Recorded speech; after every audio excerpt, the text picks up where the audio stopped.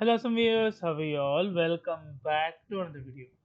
Guys, in this video we are going to discuss how to resolve this issue cvc-elt.1.a cannot find the declaration of element project. How do we resolve this, guys?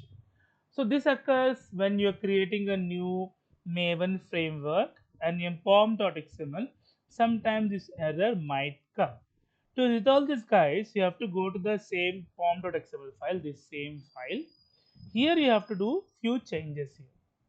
Okay, you can see XMLNS is HTTP, all are HTTP except the last one which is HTTPS. Do HTTPS here, XMLNS, HTTPS, here also HTTPS, XMLNS colon XSL, here also HTTPS which is XSI colon schema location, and also HTTPS already will be there. Now save this file, the error should have gone.